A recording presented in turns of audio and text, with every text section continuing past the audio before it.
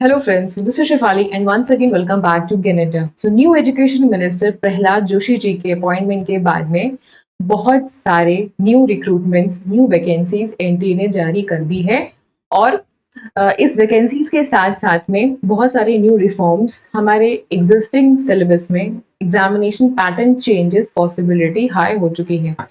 तो अभी फिलहाल में जो करंट अपडेट है, करंट सबसे बड़ा न्यूज है सभी शिक्षक शिक्षण विभाग में वो ये कि प्रहलाद जोशी जी हमारे नए एजुकेशन मिनिस्टर हैं और इन्होंने जैसे ही हमारे एजुकेशन मिनिस्टर की इस कुर्सी को थामा वैसे ही इन्होंने बहुत सारे चेंजेस एंड रिफॉर्म्स की घोषणा कर दी है।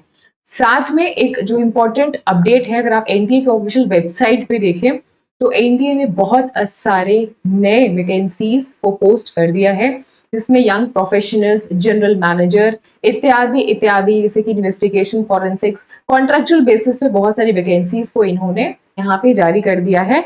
और यहाँ पे इन्होंने बहुत ही स्पष्टता के साथ में मेंशन किया है कि यंग प्रोफेशनल्स की रिक्वायरमेंट है कॉन्ट्रेक्चुअल बेसिस पे, अच्छी खासी सैलरी है 80,000 से ज्यादा।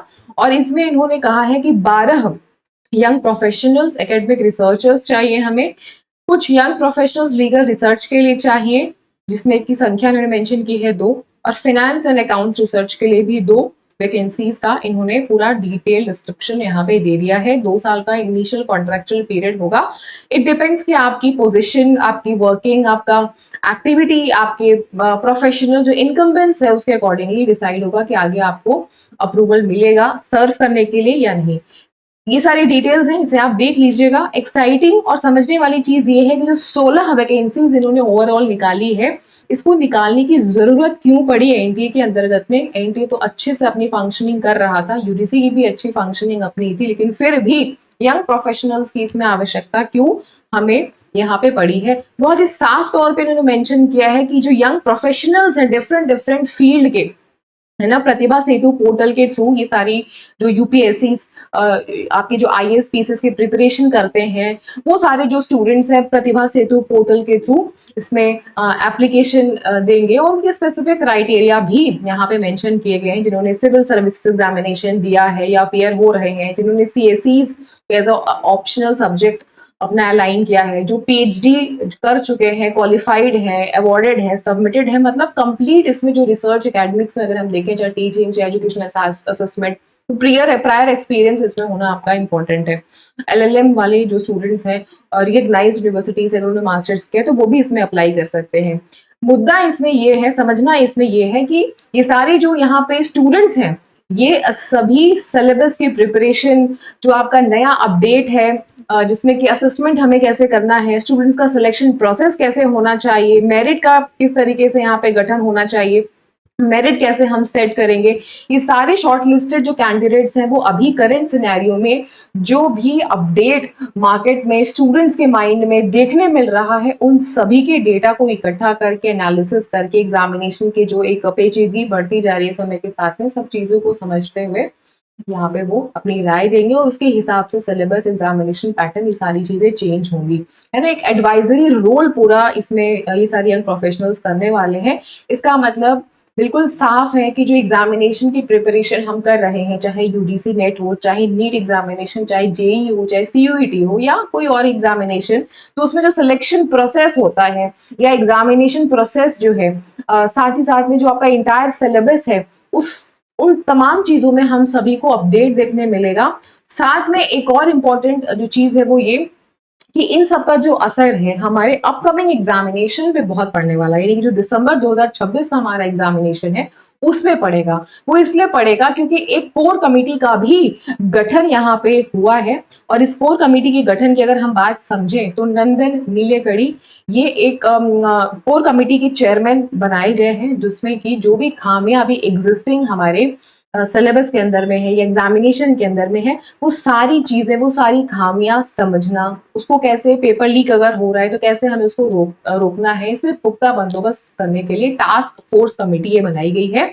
और इसकी जो कमान यानी कि चेयरमैनशिप है वो नंदन नीलेकड़ी संभालेंगे। 6 लोग और इसके सदस्य हैं और अपने अपने क्षेत्र के ये बिल्कुल दिग्गज बताए जा रहे हैं। ये नाम आप स्क्रीन पर देख सकते हैं, प्रधानमंत्री मोदी जी ने, ये एक आपका आर्टिकल है नवभारत टाइम्स का, थोड़ा सा मैं इसमें आप लोगों को ब्रीफ डिस्क्रिप्शन दूंगी ताकि आप लोगों को पता रहे कि किस तरीके से जो सिलेबस है हमारे वो चेंज होने के चांसेस हैं, क्या कुछ बदलाव हम सभी अगले अपने सत्र में देख सकते हैं एग्जामिनेशन के।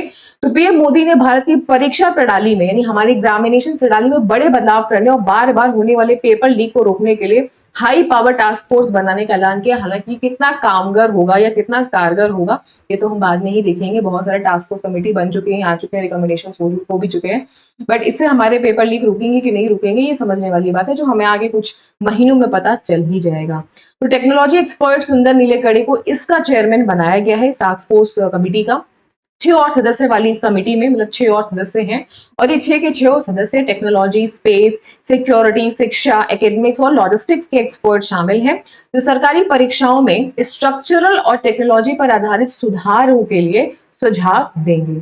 और ये सारे 6 लोग कौन हैं इस पे हम नहीं जाते हैं, बट ये बताया जा रहा है कि कोई इन्फोसिस के चेयरमैन है, कोई अभी एग्जिस्टिंग आपके स्पेस के पर्सन है, तो सब अपने अपने फील्ड के दिग्गज हैं। इससे हमारी एग्जिस्टिंग जो एग्जामिनेशन है उस पर क्या प्रभाव पड़ेगा ये समय आने पे हमें पता चलेगा। फिलहाल अभी जो महत्वपूर्ण है वो ये कि हम सभी वेट कर रहे हैं रिजल्ट्स का, जो आया नहीं, आंसर की का जो आई नहीं, तो परीक्षा भी डिले से होना, रिजल्ट्स भी डिले से आना, प्रोविजनल आंसर की भी डिले से आना, और फिर से जो हमारे पीएचडी प्रोग्राम्स में इनरोलमेंट है, सब चीजों में डिले अभी होता जा रहा है, और न जाने कितने रिफॉर्म्स होना बाकी है, गॉड नोस। बट स्टिल अभी का अपडेट ये है जो कि अभी हमारे पूरे एजुकेशन सिस्टम में काफी सारे चेंजेस आ चुके हैं और काफी सारे चेंजेस आना बाकी हैं। पूरा रद्दो बदल हो गया है, पूरे रिफॉर्म्स होना अभी बाकी है, सारी चीजें बिल्कुल उलट पुलट से हो गई हैं। आगे क्या होगा, कैसे होगा, we can not utter a single word officially. Why? Because अगर यहाँ पे एग्जामिनेशन के जो रिजल्ट्स हैं अगर वो डिले होंगे तो डेफिनेटली इसका पूरा इम्पैक्ट हमारे अपकमिंग एग्जामिनेशन में पड़ेगा। पैटर्न चेंज डेफिनेटली होने वाला है। पैटर्न में स्पेशली अगर हम बात करें हमारे सिलेबस में, क्योंकि ये जो कोर कमेटी का गठन हुआ है इसीलिए हुआ है कि रिसर्च करने के लिए जो कॉम्पिटेटिव एग्जामिनेशन को हम कैसे बेहतर बनाए, ना सिर्फ नीट बल्कि यूजीसी नेट, जेई और इत्यादि इत्यादि जो एग्जामिनेशन हो रहे हैं, सारे कॉम्पिटेटिव एग्जामिनेशन की यहाँ बात हो रही है, राइट? तो let's hope for the best. कोई और अपडेट आएगा तो मैं आप सभी को ऑथेंटिकेशन के साथ में शेयर करूंगी। बताते चले कि UGC net first paper and second paper comments की कंप्लीट प्रिपरेशन मेरे माध्यम से आप सभी को कराई जाती है। आप सभी हमारे 9 बजे के सेशन में ज्वाइन होकर के अपनी क्लासेस अटेंड कर सकते हैं और पढ़ सकते हैं। फ्री हमारे बैचेस हो रहे हैं फर्स्ट पेपर के दिसंबर 2026 के लिए। पेपर 2 हमारा सेकेंड कॉमर्स है, उसे भी आप ज्वाइन कर सकते हैं। कोई और अपडेट है, डिटेल है, इंफॉर्मेशन है या कुछ भी आपके दिमाग में सवाल है तो आप कमेंट सेक्शन आप सभी के लिए ओपन है। Wish you all the very best, good luck, get success. जाते जाते लाइक करके जाइएगा, चैनल पे नए हैं सब्सक्राइब कर लीजिएगा।